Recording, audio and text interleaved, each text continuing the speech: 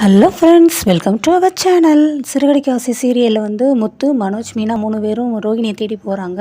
ஆனால் கிருஷை பார்த்தோன்னே கிருஷ் வீட்டுக்கு போகிறாங்க. அவங்க அம்மா வந்து உள்ளே வாங்கப்பா, என்ன இவ்வளோ தூரம் அப்படிங்கிறாங்க. இந்த மாதிரி இவங்களுடைய அண்ணன் தான் இவங்க அண்ணனோட ஒய்ஃப் வந்து காணோம், அவங்க பேர் ரோகிணி, அவங்க தேடுறதுக்காக தான் நாங்கள் இங்கே வந்தோம் அப்படிங்கிறாங்க.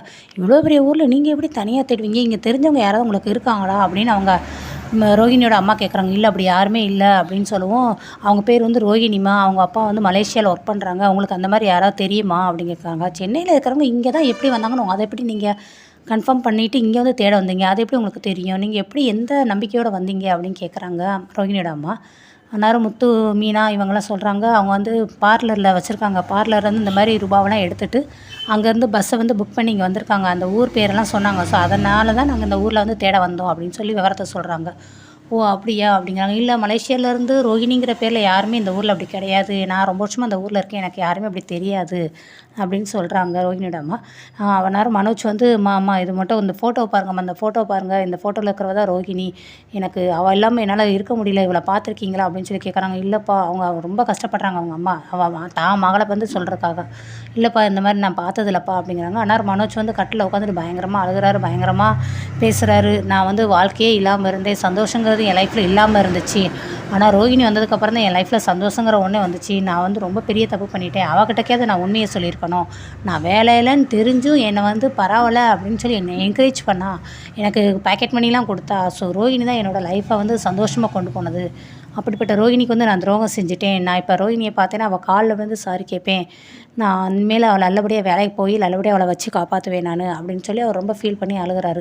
இவர் இங்கே ஃபீல் ஆகிற எல்லா வார்த்தைகளுமே ரோகிணி அங்கிட்ட ஒளிஞ்சிருந்து ஒன்று ஒன்றா கேட்டுக்கிட்டே இருக்காங்க. அங்கே மனோஜ் இப்படி பேசுகிறானே வைக்கிறானே அப்படின்னு சொல்லி ஒன்று ஒன்றா கேட்டுகிட்டே இருக்காங்க. ஆனாலும் வந்து அந்த பையன் கிருஷ் வராரு. கிருஷ் வந்துட்டு அழுகாதீங்க அப்படின்னு சொல்லி அவர் கண்ணியெல்லாம் தொடச்சி விட்றான். அப்போ வந்து கையில் ஒரு ஏரோப்ளைன் வச்சுருக்கான். ட்ரன்னு அந்த ஏரோப்ளைன்லாம் ஓட்டிலாம் காட்டுறான். இது வந்து அத்தை வாங்கிட்டு வந்தாங்களே, ஊர்லேருந்து அத்தை வந்து எனக்கு கொடுத்தாங்களே அப்படின்னு சொல்கிறான். மீனா வந்துட்டு யாரும்மா உங்கள் பொண்ணு, அவங்க பொண்ணு ஊர்லேருந்து வந்துட்டாங்களா, உங்கள் பொண்ணு துபாயில் வேலை பார்க்குறதா சொன்னீங்களே, வந்துட்டாங்களா அப்படின்னு சொல்லி கேட்குறாங்க. இவங்களுக்கு என்ன சொன்னான்னு தெரியல, திரு முழிக்கிறாங்க. அங்கே ரோகிணிக்கு படக்குன்னு அடிக்குது. ஐயோ இவங்கிட்ட வந்துருவாங்களோ, வந்து நம்மளை பார்த்துருவாங்களோ அப்படின்னு சொல்லி ரோகிணிக்கு அந்த எண்ணங்கள் பலவாறு ஓடுது.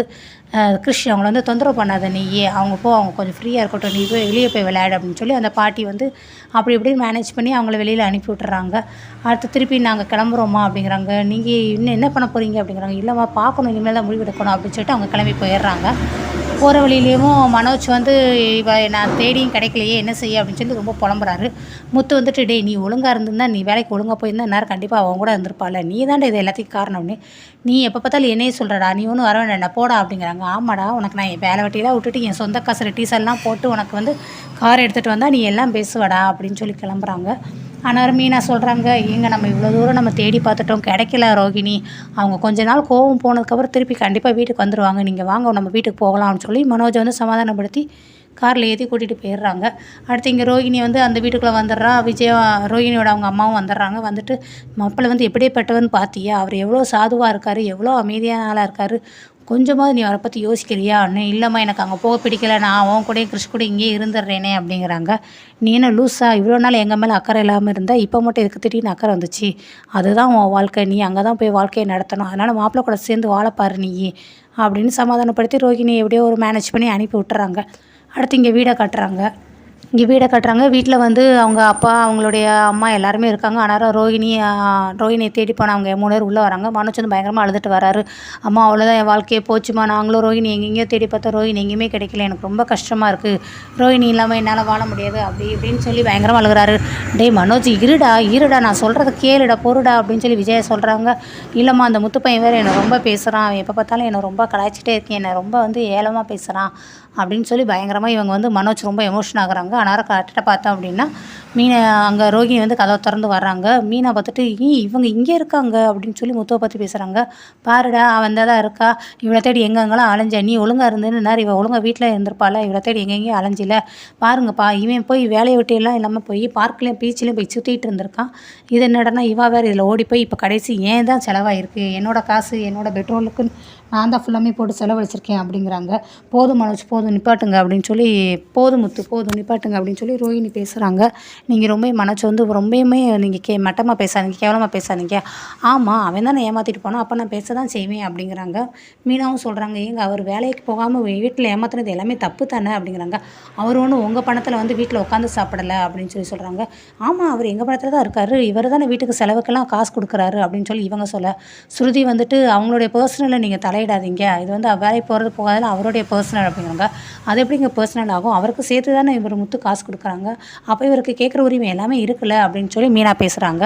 அடுத்து ரோஹிணி சொல்கிறாங்க, மாமா இவரை வந்து பெத்த மகன் அப்படிங்கிற கடமைக்காக நீங்கள் கேள்வி கேட்கலாம், எல்லா உரிமையும் உங்கள்கிட்ட இருக்குது, அதுவும் இல்லாமல் நீங்கள் யார் மனசையும் அவ்வளோ சீக்கிரத்தில் புண்படுத்த மாட்டீங்க அப்படின்னு சொல்லிட்டு இருக்காங்க. அடுத்து ரவியும் வராரு, டே முத்து நீ வந்து கொஞ்சம் அமைதியாக பேசுடா, நீ எதுக்குடா அவங்க இதில் எல்லாம் தலையிடுறேனே. ஆமாடா தப்பெல்லாம் அவன் செஞ்சுருவான், அவனை யாரும் கேட்காம கடைசி என்னையே எல்லோரும் குத்தம் சொல்லுங்கடா, பாருப்பா எல்லோரும் என்னையே சொல்கிறாங்க, நீயே சொல்லுப்பா இதுக்கு என்னதான் நியாயி அப்படின்னு சொல்லி கேட்குறாங்க.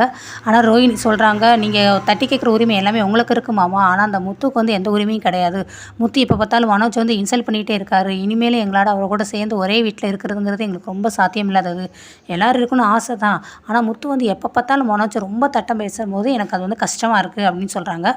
ஸோ ரோஹிணியோட அடுத்த கட்டம் மனோஜை கூட்டிகிட்டு தனி கொடுத்துட்டு போகிறது தான். இது வந்து தொடர்ச்சியாக நடக்கிறத நம்ம பார்ப்போம். ஸோ மறக்காமல் சப்ஸ்கிரைப் பண்ணுங்கள். தேங்க்யூ.